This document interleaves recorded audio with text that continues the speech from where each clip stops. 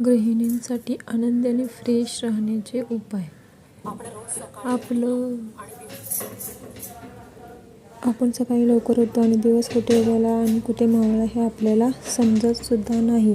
पूर्ण वेळ गृहिणी असाल तर कदाचित तुमचा संपूर्ण दिवस घरात आणि घरासाठीच जातो. आणि जॉब करत असाल किंवा स्वतःचा व्यवसाय करत असाल तरीसुद्धा तुम्ही आधी एक गृहिणी आहात की. तसं असेल तर वरच्या सगळ्या कामांमध्ये अजून एका कामाची भर पडते, ते काम म्हणजे पैसे कमवणे. तर कमवत्या आणि न कमवत्या अशा दोन्ही प्रकारच्या गृहिणींना हा अनुभव येतोच की. रोजच रुटीन काम नीट होतंय, घर व्यवस्थित चालतंय आणि बारीक सारीक कुरकुरी सोडल्या तर आयुष्य सुरळीत चालू आहे. पण महिनेच काय, अगदी वर्ष गेले तरी आपल्या जगण्यात काहीच बदल नाही. आपण घरातल्या, सासरच्या, माहेरच्या आणि कधीकधी तर बाहेरच्या व्यक्तींसाठी अवेलेबल असतो, पण स्वतःसाठी मात्र थोडा वेळ काढायचं म्हणलं तरी अपराधी वाटतं. सकाळी उठलं की कामाची लाईनच लागलेली असते आणि ती लिस्ट संपेपर्यंत तुम्ही अगदी थकून गेलेले असतात, फक्त शरीराने नाही तर मनाने सुद्धा. हा व्हिडिओ माझ्या अशा सगळ्या मैत्रिणींसाठी आहे ज्यांना बाहेरून बघताना असं वाटते की ही खंबीरपणे, कुशलतेने संसार, नोकरी, व्यवसाय सांभाळते, पण आतून तिला कुठेतरी हरवल्यासारखं वाटतंय, काहीतरी मिसिंग असं सतत वाटत राहतं. तर सगळ्याआधी हे वाटण्याचे कारण काय आहे हे बघूया आणि त्यानंतर मी काही अगदी प्रॅक्टिकल उपायसुद्धा सुचवणार आहे, ज्यामुळे तुम्हाला असे वाटेल की मी स्वतःसाठी पण जगते.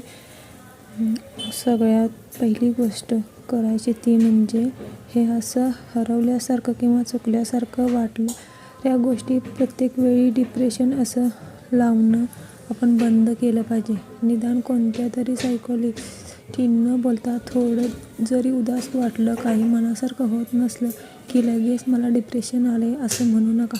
छोट्या छोट्या गोष्टींनी 2-4 दिवस, अगदी आठवडाभर सुद्धा कधी कधी उदास वाटतं, पण हळूहळू सगळ्या गोष्टींचा विसर पडतो. अनपेक्षितपणे एखादी छान गोष्ट घडते किंवा आलेली समस्या जी असते तिच्यावर उपाय सापडतो आणि आपण परत पहिल्यासारखे होतो. हे डिप्रेशन नाही आहे. अशी उदासची भावना जेव्हा कोणत्याही कारणाशिवाय येते ती 1-2 महिने तशीच राहते. काम तर चालू राहतात, पण आपल्या आयुष्यात काहीच चांगलं नाही असं वाटत राहतं. कामात मन लागत नाही, कोणाशी बोलावंसं वाटत नाही. पूर्वी ज्या गोष्टी करून तुम्हाला आनंद मिळत होता, आता त्या गोष्टींमध्ये आनंद वाटत नाही. तर अशा वेळी मात्र एखाद्या कौन्सिलरशी बोला किंवा प्रॉपर डायग्नोसिस करून मग डिप्रेशनचा इलाज करून घ्या. कारण आपल्याला काय वाटतं की आपण कोणाशी तरी बोललो, त्यांना सांगितलं तर आपल्याला बरं वाटेल, पण मन मोकळं होईल. खरं तर कधी कधी मनातलं नुसतं बोलून दाखवल्याने सुद्धा प्रॉब्लेमचं सोल्युशन आपल्याला सापडून जातं.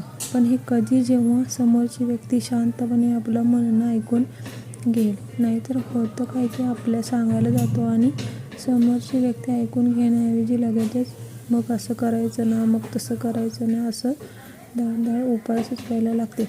मी समजू शकते तुला असं वाटणं साहजिक आहे. असं काहीतरी म्हणावं सगळ्यांना सुचत असं नाही, पण त्याच्याऐवजी होतं काय, तुम्ही कोणाला सांगायला जाता तेव्हा उत्तर काय येतं की तू फार विचार करतेस, सगळं तर छान चाललंय.